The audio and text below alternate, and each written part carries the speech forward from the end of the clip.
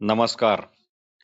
श्री निसर्गदत्त महाराज दैनंदिन चिंतन भाग 231 आणि भाग 232. श्री निसर्गदत्त महाराज काही काही ठिकाणी अगदी तुरळकपणे तुर्या हा शब्द वापरतात. त्यामुळे या तुर्या शब्दाविषयी थोडी माहिती असणे अत्यावश्यक आहे. माणसाच्या चेतनेच्या मुख्य 3 सर्वसाधारणपणे आपल्या सर्वांच्या लक्षात येणाऱ्या 3 अवस्था आहेत.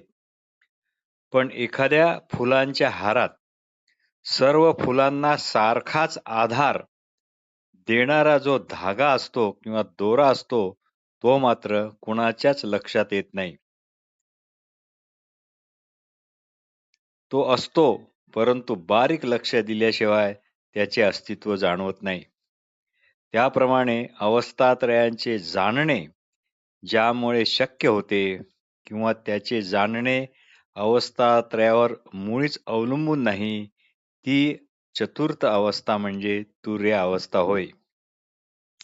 वस्तुतः ही वेगळी, निराळी, स्वतंत्र अशी मोजता येणारी अवस्था नाही, फक्त चौथी म्हणून ती नाईलाजाने ओळखल्या जाते.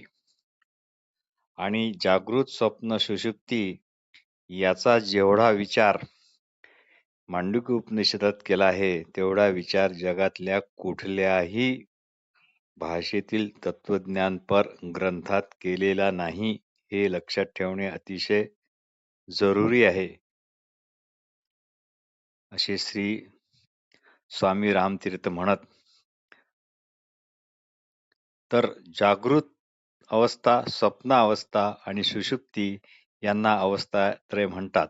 या अवस्थात्रयांचा विवेक मांडूक्य उपनिषदाशिवाय जगातल्या कुठल्याही ग्रंथात किंवा कुठल्याही धर्मग्रंथात नाही. आपण जेव्हा जागे असतो तेव्हा आपण पंचज्ञानेंद्रियद्वारा व मनाद्वारा जगाचा बरा वाईट अनुभव घेतो. तेव्हा इथे आपल्याला मांडूक्य उपनिषदाच्या आणि त्यावरील श्री शंकराचार्यांच्या आजे गुरु गौडपाद यांच्या कारिकेचा आधार घ्यावा लागतो. त्यावरील कारिकेच्या भाषेत विश्व म्हणतात.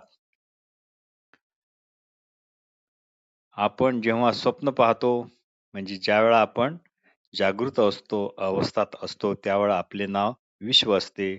आणि आपण जेव्हा स्वप्न पाहतो, फक्त मनाने किंवा कल्पनेने आपण आपले जग दगड, विटा, माती शिवाय निर्माण करतो व स्वप्नाचा बरा वाईट अनुभव घेतो, तेव्हा आपण तेजस म्हणूनच ओळखल्या जातो. आणि गाढ झोपेत आपण आपल्याच अभावाचा अनुभव घेतो. देह मनाची मदत नसल्यामुळे तो अनुभव मात्र आपल्याला जागे झाल्यावरच सांगता येतो. यावेळी आपण प्राज्ञ म्हणून ओळखल्या जातो. ही प्राज्ञ अवस्था वस्तुतः जाग्रत व स्वप्न यांची बीजावस्था होय.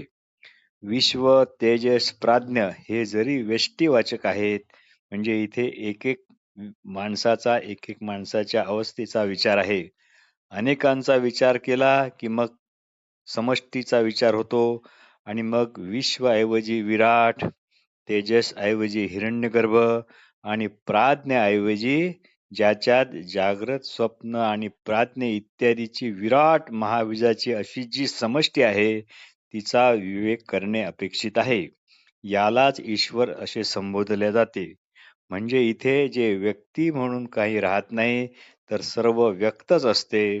म्हणजे सर्व प्राणी मात्रे जे या क्षणी जागृत अवस्थेत आहेत, ते विराट, आणि या क्षणी जे स्वप्नावस्थेत आहेत, म्हणजे सर्व प्राणी या क्षणी जे स्वप्नावस्थेत आहेत, ती सर्व मिळून हिरण्यगर्भ, आणि जी आपापल्या सुषुप्ती अवस्थेत आहेत, ती जणू व्यष्टी म्हणून असलेल्या विश्व, तेजस व प्राज्ञ आणि समष्टी म्हणून असलेल्या विराट हिरण्यगर्भ यांना व्यक्त करणाऱ्या महाबीजावस्थेतच आहेत. दोरीवर पुरेसा प्रकाश नाही म्हणून घाबरट माणसाला तिथे साप दिसतो. आणि लोभी माणसाला तिथे एखादा सुवर्णाचा हार दिसतो.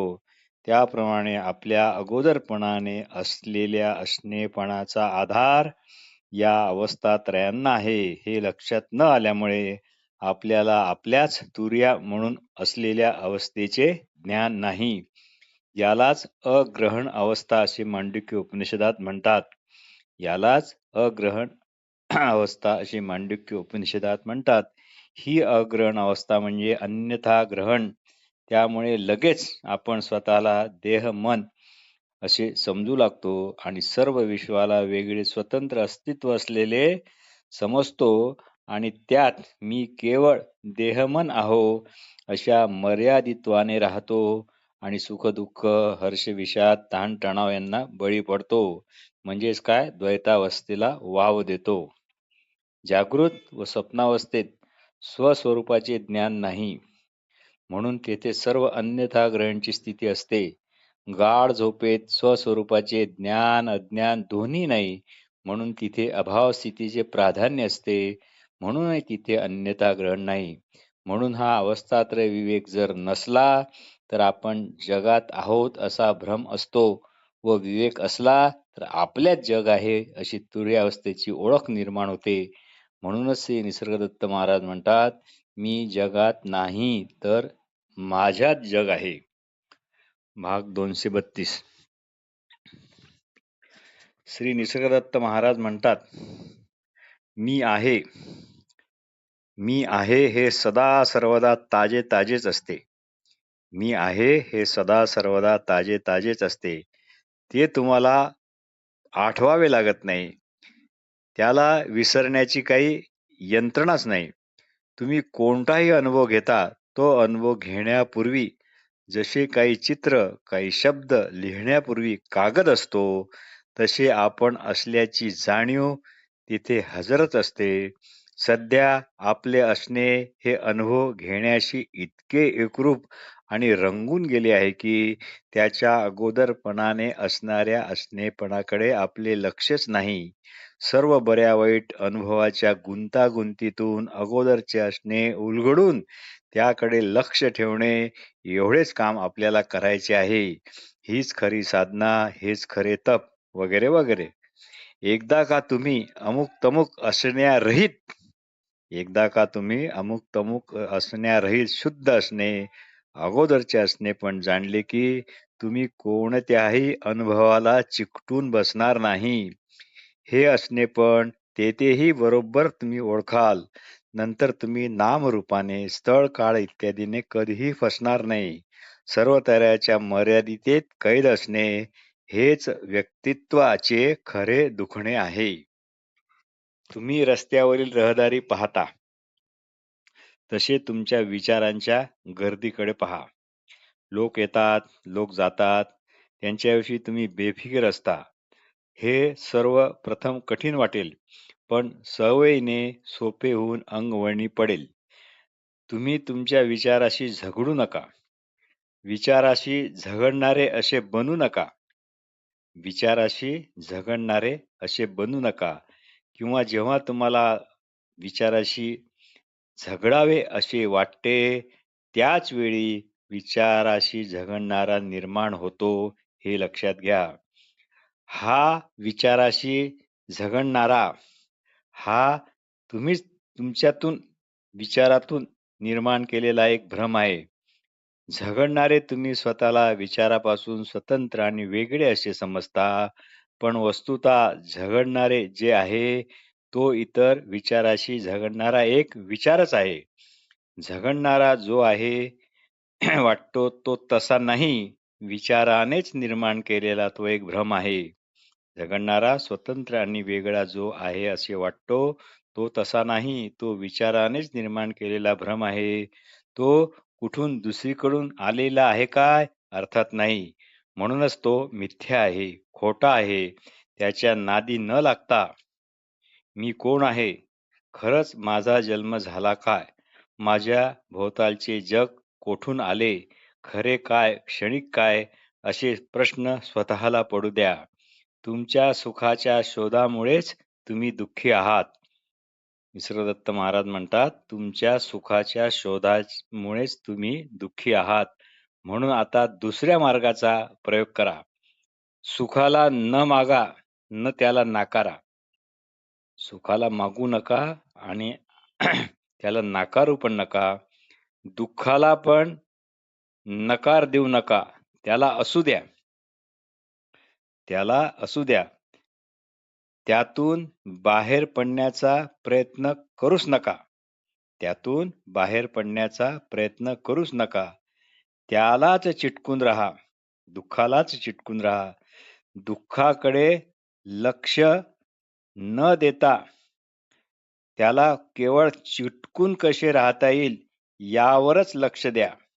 दुःखाकडे लक्ष न देता त्याला चिकटून कसे राहता येईल याकडेच लक्ष द्या. म्हणजे एक नवीन तऱ्हेचे परिवर्तन तुमच्या ठिकाणी निर्माण होईल. थोडक्यात सुखदुःखाची काहीच पर्वा करू नका. फक्त अगोदरपणाने असणेपणाच्या पातळीवर सहजपणे पण ठामपणे राहा. फक्त अगोदरपणाने असणेपणाच्या पातळीवर सहजपणे पण ठामपणे राहा. त्या पातळीकडे पूर्ण लक्ष द्या. लवकरच कळेल की शांती, आनंद आणि मोकळेपणा हा तुमचा मूलभूत स्वभाव मूळचाच आहे. म्हणजे असंग, अलिप्त, निष्कलंक असा आकाशाच्या जातीचा.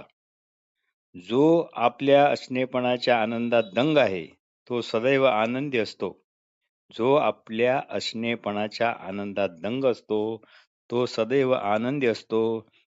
आनंदी नव्हे, आनंदच असतो.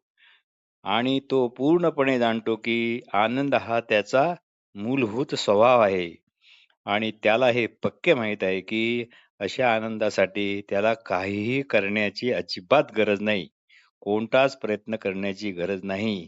सुखाकरता कशावरही अवलंबून असणे हे सगळ्यात मोठे दुःख आहे. श्री निसर्गदत्त महाराज म्हणतात, मला जग तुमच्या सारखेच दिसते, पण ते जग चेतनेच्या अथांग सागरावरील चमकदार एखाद्या बिंदूप्रमाणे आहे. आत्मविषयक सत्य एकदा ऐकले, जाणले की ते कधीही विसरल्या जात नाही. भूमीत पेरलेल्या बीजाप्रमाणे ते योग्य मोसमाची वाट पाहते, बस इतकेच. तो क्षण आल्यावर ते अंकुरेल आणि त्याचा महावृक्ष होईल, यात अजिबात शंका राहणार नाही.